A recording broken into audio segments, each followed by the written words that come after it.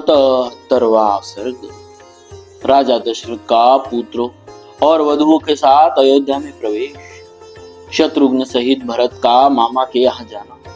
श्री राम के बर्ताव से सबका संतोष तथा सीता और श्री राम का पारस्परिक प्रेम। जमदग्नि कुमार परशुराम जी के चले जाने पर महायशस्वी दशरथ नंदन श्री राम ने शांत चित्त होकर अपार शक्तिशाली वरुण के हाथ में वह धनुष दे दिया। तत्पश्चात वशिष्ठ आदि ऋषियों को प्रणाम करके रघुनंदन श्री राम जी ने अपने पिता को विकल देखकर उनसे कहा, पिताजी, जमदग्नि कुमार परशुराम जी चले गए। अब आपके अधिनायकत्व में सुरक्षित यह चतुरंगिनी सेना अयोध्या की ओर प्रस्थान कर। श्री राम का यह वचन सुनकर राजा दशरथ ने अपने पुत्र रघुनाथ जी को दोनों भुजाओं से खींचकर छाती से लगा लिया और उनका मस्तिष्क सूंघा। परशुराम जी चले गए यह सुनकर राजा दशरथ को बड़ा हर्ष हुआ।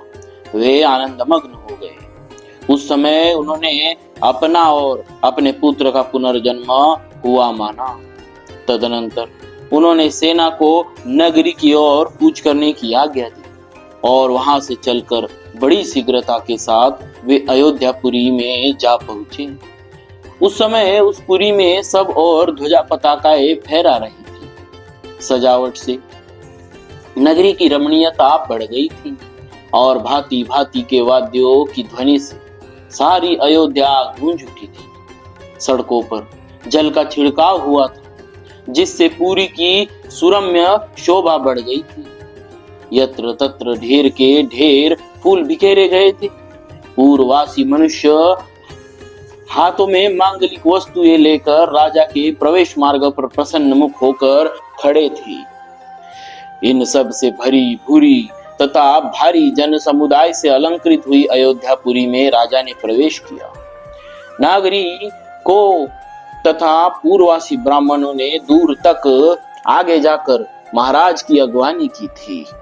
आपने कांतिमान पुत्रों के साथ महायशस्वी श्रीमान राजा दशरथ ने अपने प्रिय राजभवन में, जो हिमालय के समान सुंदर एवं गगनचुंबी था, प्रवेश किया। राजमहल में स्वजनों द्वारा मनोवांछित वस्तुओं से परम पूजित हो जाना राजा दशरथ ने बड़े आनंद का अनुभव किया। महारानी कौशल्या, सुमित्रा, सुंदर कटि प्रदेश वाली कैकेयी तथा जो अन्य राजपत्नियां थी, वे सब बहुओं को उतारने के कार्य में जुट गई। तदनंतर राज परिवार की उन स्त्रियों ने परम सौभाग्यवती सीता, यशस्विनी उर्मिला तथा कुशध्वज की दोनों कन्याओं मांडवी और श्रुतकीर्ति को सवारी से उतारा और मंगल गीत गाती हुई सब वधुओं को घर में ले गई। वे प्रवेशकालीन होम कर्म से सुशोभित तथा रेशमी साड़ियों से अलंकृत थी। उन सब ने देव मंदिरों में ले जाकर उन बहुओं से देवताओं का पूजन करवाया। तदनंतर नववधु रूप में आई हुई उन सभी राजकुमारियों ने वंदनीय सास ससुर आदि के चरणों में प्रणाम किया और अपने अपने पति के साथ एकांत में रहकर वे सब की सब बड़े आनंद से समय व्यतीत करने लगे। श्री राम आदि पुरुष श्रेष्ठ चारों भाई अस्त्र विद्या में निपुण और विवाहित होकर धन और मित्रों के साथ रहते हुए पिता की सेवा करने लगे। कुछ काल के बाद रघुनंदन राजा दशरथ ने अपने पुत्र कैकेयी कुमार भरत से कहा, बेटा, ये तुम्हारे मामा कैकेयी राजकुमार वीर युधाजित तुम्हें लेने के लिए आए हैं और कई दिनों से यहाँ ठहरे हुए हैं। दशरथ जी की यह बात सुनकर कैकेयी कुमार भरत ने उस समय शत्रुघ्न के साथ मामा के यहाँ जाने का विचार किया। वे नरश्रेष्ठ शूरवीर भरत अपने पिता राजा दशरथ अनायास ही महान कर्म करने वाले श्री राम तथा सभी माताओं से पूछकर उनकी आज्ञा ले शत्रुघ्न सहित वहां से चल दिए।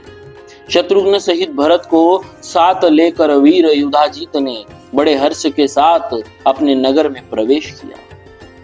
इससे उनके पिता को बड़ा संतोष हुआ। भरत के चले जाने पर महाबली श्री राम और लक्ष्मण उन दिनों अपने देवोपम पिता की सेवा पूजा में संलग्न रहे। पिता की आज्ञा शिरोधार्य करके वे नगर वासियों के सब काम देखने तथा उनके समस्त प्रिय तथा हितकर कार्य करने लगे। वे अपने को बड़े संयम में रखते थे और समय समय पर माताओं के लिए उनके आवश्यक कार्य पूर्ण करके गुरुजनों के भारी भारी कार्यों को भी सिद्ध करने का ध्यान रखते थे। उनके इस बर्ताव से राजा दशरथ, वेदवेत्ता ब्राह्मण तथा वैश्य वर्ग बड़े प्रसन्न रहते थे। श्री राम के उत्तम शील और सद्व्यवहार से उस राज्य के भीतर निवास करने वाले सभी मनुष्य बहुत संतुष्ट रहते थे। उनके राजा के उन चारों पुत्रों में सत्य पराक्रमी श्री राम ही लोक में अत्यंत यशस्वी तथा महान गुणवान हुए। ठीक उसी तरह जैसे समस्त भूतों में स्वयं ब्रह्मा ही अत्यंत यशस्वी और महान गुणवान है।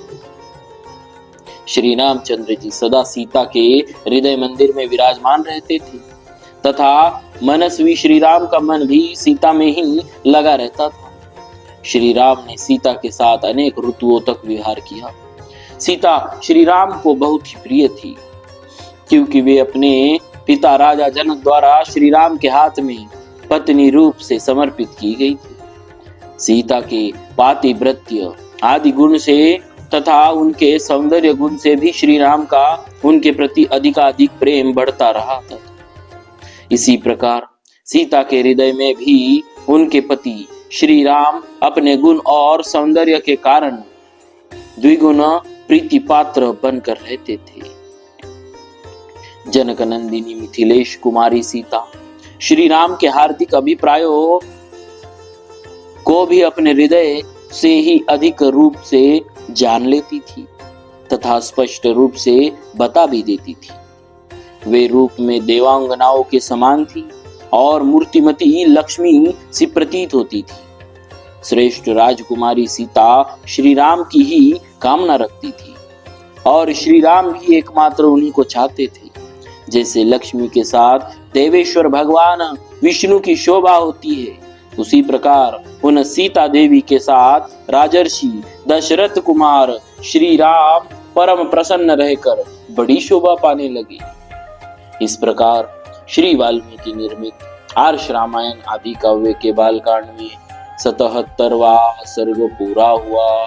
बोलिए श्री सीता महाराज की जय। भक्तवत्सल भगवान की जय। बालकांड